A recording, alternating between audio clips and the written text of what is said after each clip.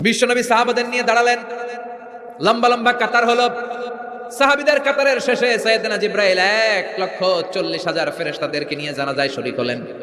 বিশ্বনবী 4 তাকবীর দিয়ে জানাজা পড়লেন, আল্লাহু আকবার, আল্লাহু আকবার, আল্লাহু আকবার, আল্লাহু আকবার। 4টা তাকবীরের মধ্য দিয়ে জানাজা শেষ করলেন।